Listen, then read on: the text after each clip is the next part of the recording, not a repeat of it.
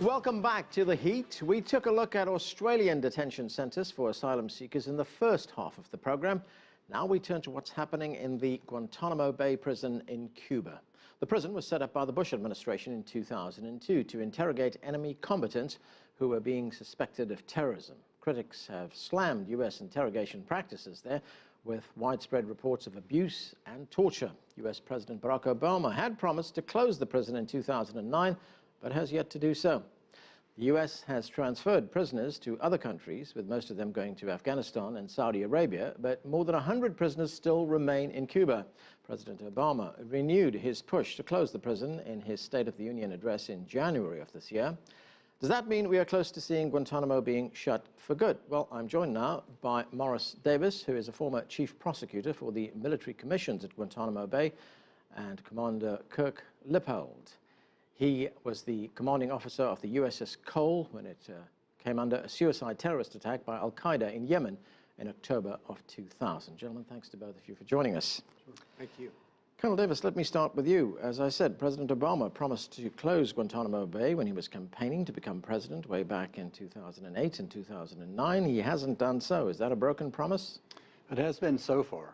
He renewed that promise last May in a speech he gave at the National Defense University, where he pledged he's still committed to closing Guantanamo. So we'll see if between now and the end of his administration, if he follows through. I don't think he wants to leave office after 8 years, having perpetuated what he promised to end. So I think they are making a good faith effort to try to wind things down. Commander Lippold, do you think he can close Guantanamo?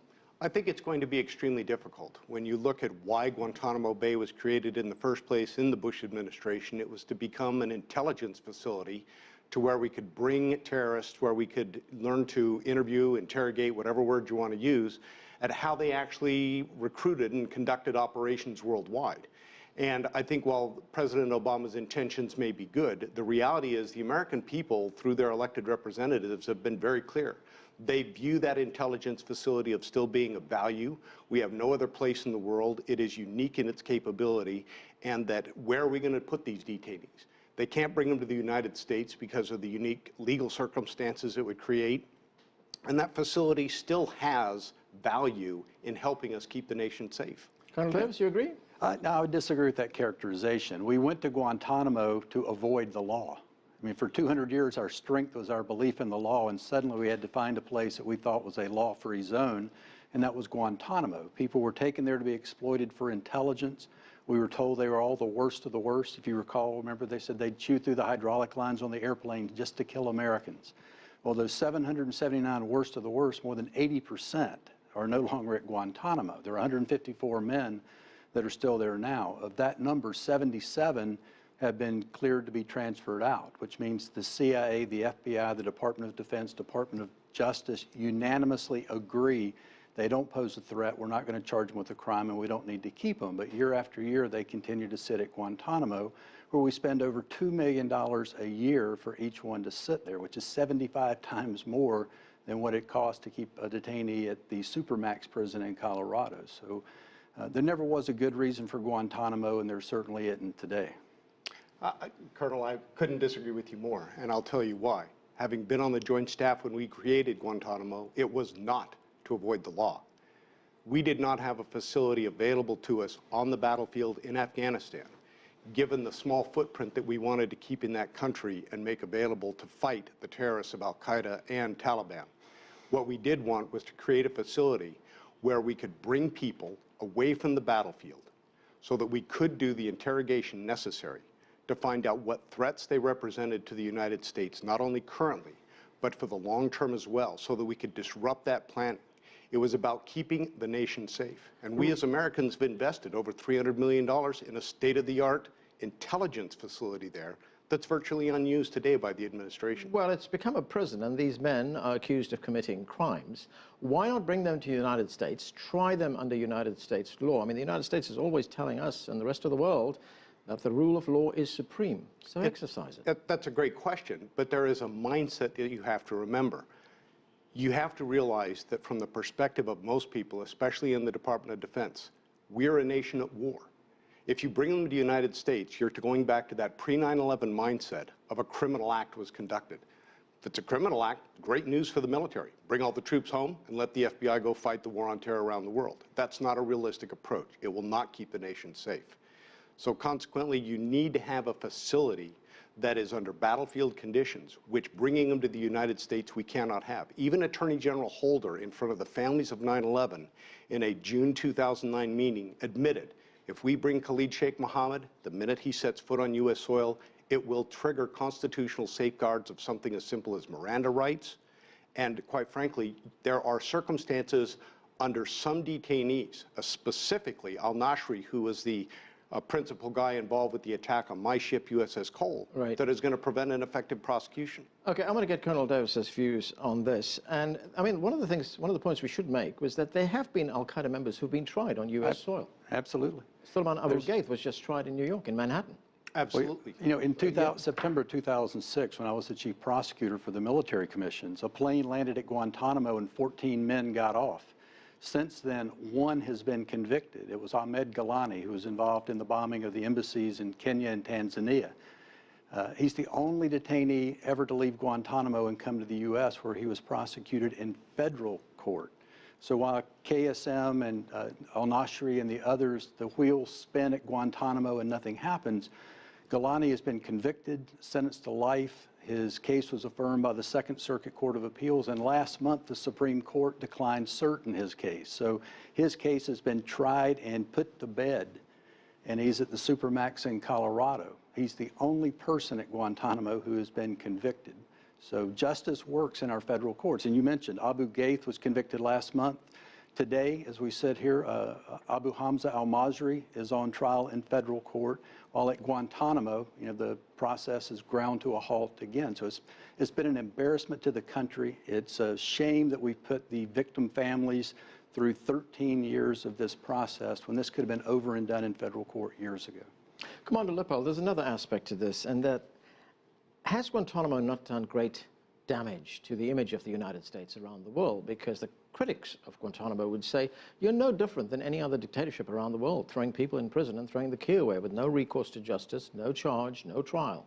Well, let's not forget a fundamental rule of international law. When you are engaged in an armed conflict with an adversary and you capture the enemy, you have a right to detain them for the duration of the conflict. Al-Qaeda is the one that declared war or jihad against the United States. If we capture those individuals, we have a right under international law to detain them for the duration of the conflict. When are they going to give up? They have said they're never going to give up. Therefore, we have already proven when you have about a 27% recidivism rate of detainees held at Guantanamo that we have returned back to their host countries, have returned to the battlefield, have killed Americans in attacks both in Afghanistan and Iraq. At some point, we have to say more Americans shouldn't have to die just for the sake of a perceived image.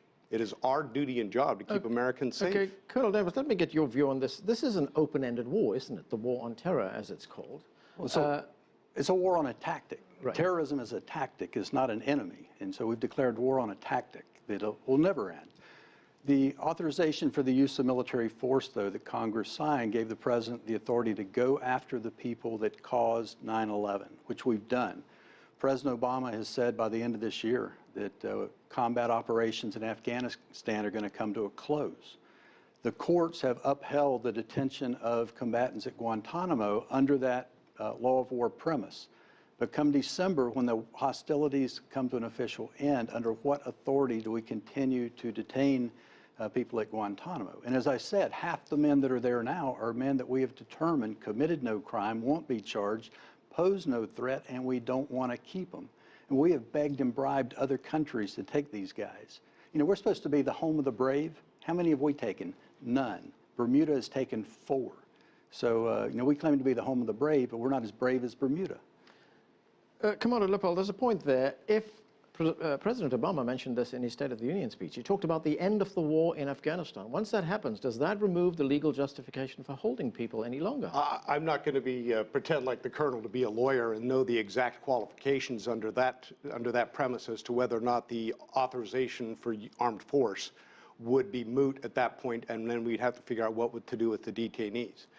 But from an operator's perspective, from someone that has lived with the consequences of terrorism, we look toward the leadership of this nation to put in place the legal requirements necessary to ensure that every instrument of power that the government has, whether it's diplomatic, economic, military, can be used in order to keep the nation safe. In this case, Guantanamo Bay, an extension of the Department of Defense, has proved to be an effective tool. It has kept combatants off the battlefield that were proven to have killed Americans or been involved in the planning to kill Americans. And we need to continue to do that. Why would we want to jeopardize our citizens further just for the sake of an obscure little legal premise? Because surely that can be adjusted. The law is a living, breathing component of the people that it's designed to protect in a society. But that obscure little legal premise that you talk about is the rule of law, the very basis on which the United States sits. True, but then again, you also have to remember, the law can be adjusted, and the law does adjust over time. If it didn't, then we would have captured everyone in Afghanistan and brought them to the United States to begin with. But I think when you looked at it, again, going back to the al-Nashri case, there are certain unique legal components in his case specifically that make bringing him into the United States for a federal prosecution untenable. And the last thing I'd want to see is that individual I want to get the word from Colonel Davis. What that means is these trials at Guantanamo are not about what they did to us. It's about what we did to them. Because of the torture, the Senate Select Committee on Intelligence report that's been discussed extensively over the last few weeks, confirms that we engaged in torture. So it's what we did to them that even makes the notion of a military commission palatable to some. But as you mentioned before, our federal courts have been extraordinarily efficient and effective and safe and secure in trying over 500 terrorism-related cases, while at Guantanamo, the 7 convictions, the appellate court, the D.C. Circuit, one of the most conservative appellate courts in the country, determined that providing material support for terrorism was not a legitimate law of war offense. So 6 of the 7 people convicted at Guantanamo were convicted of a crime that our court has said wasn't a crime. But it's a murky area, isn't it? Because these prisoners of war, as you've pointed out, Commander Lepel, they're not seen as prisoners of war that would enjoy the protections of the Geneva Conventions, would they? Absolutely not. They do not rate protections under the Geneva Convention because of how they engaged in operations against the United States. That's why when the Bush administration was initially starting off with the war and going into Afghanistan and we were capturing al-Qaeda and Taliban, we specifically stated that we would treat them consistent with the Geneva Convention, but not in accordance with them and extending them the same protections that you would get with a prisoner of war. The most you could equate them to is what's termed an unprivileged belligerent. But we wouldn't even give them that. I've got 10 seconds, Colonel Davis. That's making up law, isn't it? Well, that's what we've done. We've kind of made this up as we went along. As you mentioned, enemy combatant is a term you will not find, unlawful enemy combatant is a term you will not find in the Geneva Conventions. We made it up to avoid the law, which is prisoner of war status. Okay, gentlemen, we're going to have to leave it there. Thanks for joining us.